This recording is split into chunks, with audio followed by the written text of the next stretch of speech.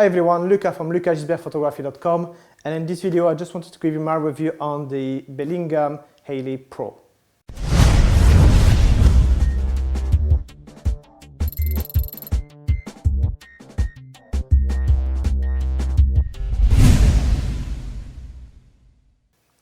Now, the Billingham is a brand which I used to associate really to that 60 or 70-year-old guy holding his film camera.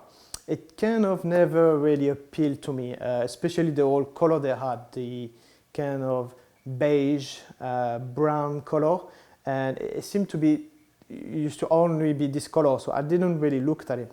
But some time ago, I believe, I don't know exactly when, they started to bring up colors which kind of bring a bit, which are a little better than what they used to have.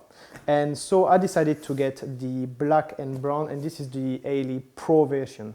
Now you have different sizes for different prices, and well, I got this bag for more than one reason.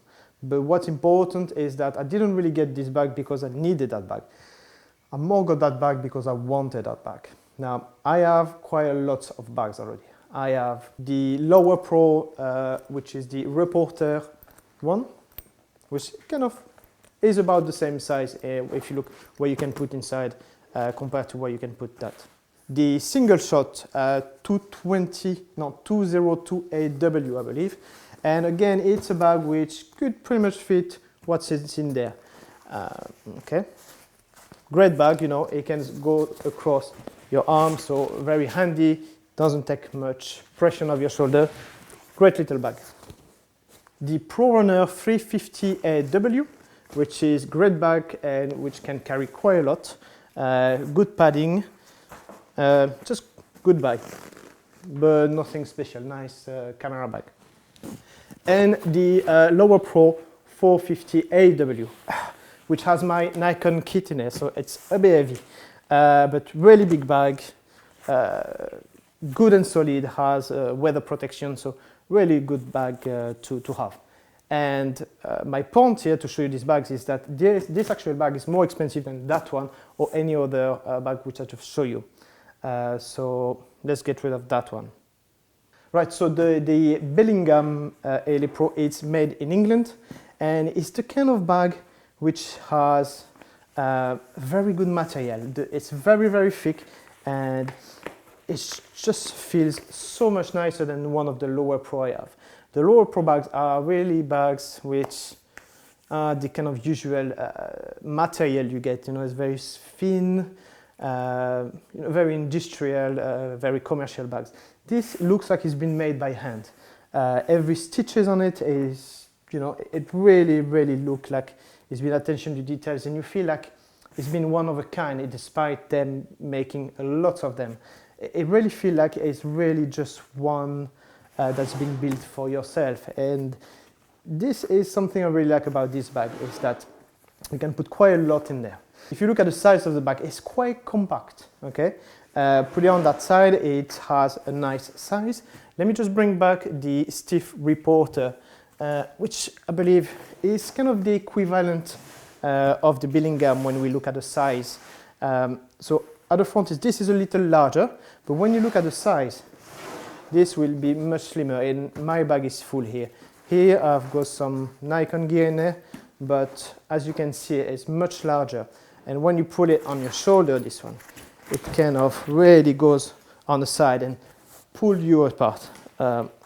So it's not a bad bag. I liked it, but I didn't like it as much as carrying this one, which is far more easy to carry. Now you can get an extra shoulder strap, so it kind of, and that is something I will get. I've not had this bag for very long, so I've not had time to look into the option I have, but I know the shoulder strap would be a very good thing to have.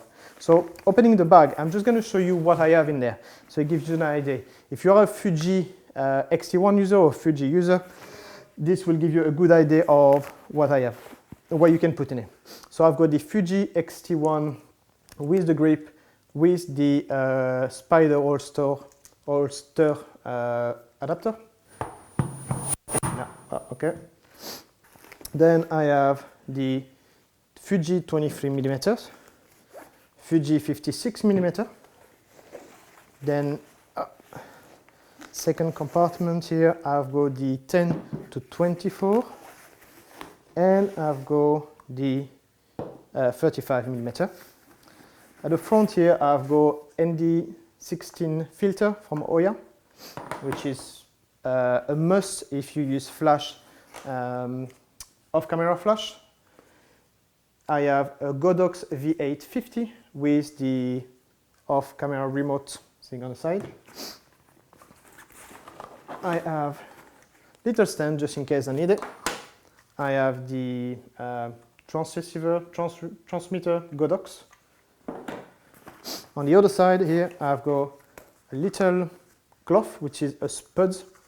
Well recommended if you're looking for a little cloth that works well. Memory cards, I've got plenty of them. Okay, I've got extra batteries for the XT1 to my Strobist collection from Roscoe, which is all the color filter for the flash. And that is pretty much it. Now, I could put much more. I could put possibly a MacBook Air maybe, or an iPad, because it does have space or at the back here, or you can put, you have a little sheet which I use for the filter here, but you've got more space. Now you can actually take this off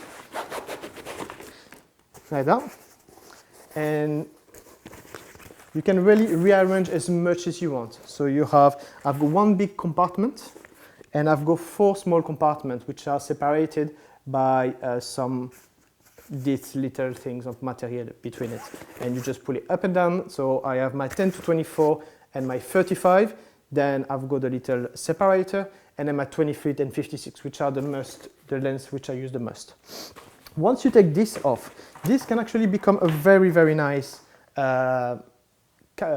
laptop bag, or just an everyday bag to carry some food or anything you may need for your day. So this is not only a camera bag.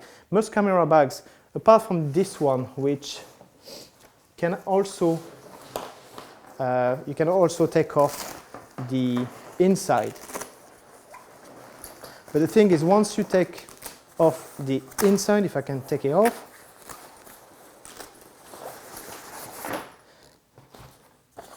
the inside then become a bit useless, because it's just not practical. Everything's going to be bouncing around in there. You can put a laptop, you can't really put much. So not a great bag for this kind of thing. Put this on the side. So yeah, a great trick from Billingham. The quality is great, and having this little extra protection here really give you extra protection if it's raining. There is no rain cover like some of the lower pro bags have, with the little push that comes out. You have to rely on the actual cover, and this apparently works very well. Now, if you are an Nikon or Canon user or DSLR user, you can easily put the equivalent of a 5D Mark III, a D800, D810, D750. If you look at the size of the D3S, D4S, D3, all this single number D, you may have to open the larger part a bit more because it won't fit. You'll have to open a little more. Then you'll have probably a space for maybe an 85 and 35, but that's pretty much all you're going to be able to put in there.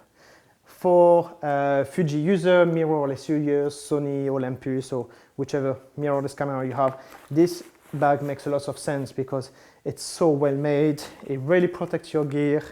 It's done with style, to be honest. You know, it's not the kind of bag, you know, as you've seen, I've got plenty of bags, so it's not a bag I really needed. It's just a bag I really wanted, and I just really wanted a nice bag for my Fuji kit, and I thought this bag kind of will work well.